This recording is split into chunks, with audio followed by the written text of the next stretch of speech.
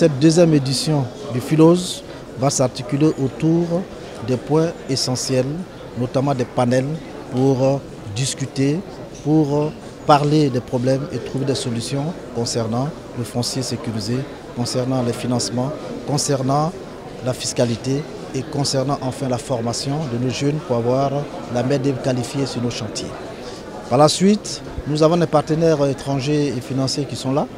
Notre mission, c'est de les mettre en contact avec des partenaires locaux pour permettre de booster le secteur. Pourquoi? Parce qu'ici, nous avons suffisamment de demandes.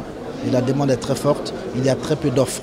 Et c'est cette offre-là que nous recherchons auprès des investisseurs qui arrivent. C'est ce qui va permettre de créer des partenariats entre eux à travers des B2B et dans des partenariats win-win. Il y a le compte de mobilisation de l'habitat, qui est le CDMH.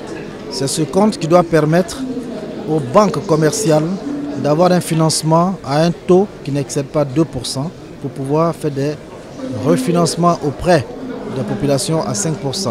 C'est ce qui est en train d'être mis en place.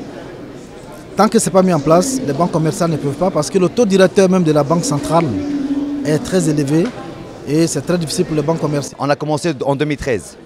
On doit livrer les logements parce qu'aujourd'hui il y a beaucoup de gens qui se plaignent. Pourquoi on n'a pas encore livré ces logements? Mais on ne peut pas livrer des logements autant que le promoteur lui-même il construit ses logements, il fait ses verres secondaires. On ne peut pas livrer ces logements comme ça. Il faut aussi que l'État nous accompagne.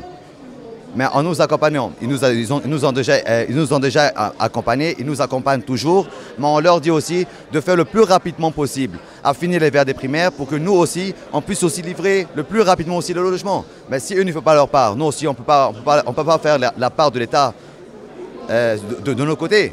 Depuis qu'on a commencé ce programme, aucun logement a été livré jusqu'à présent. La Cité Ado, c'est un programme pour les Marocains. Et c'est un financement qui est venu du Maroc spécial pour ce programme. Mais autant que nous, promoteurs ici, nous ne pouvons pas prendre des crédits promoteurs à la banque. Parce que quand on prend un crédit promoteur à la banque, nous sommes à hauteur de 14%. Et avec des logements de moins de 5 millions ou de 5 millions, nous devons avoir un taux promoteur de moins de 5% pour faire l'accessibilité à tous ces logements. Mais si on a un crédit de 14%, je suis très content de prendre cet argent. Mais demain, je fais comment pour rembourser? Je ne peux pas rembourser.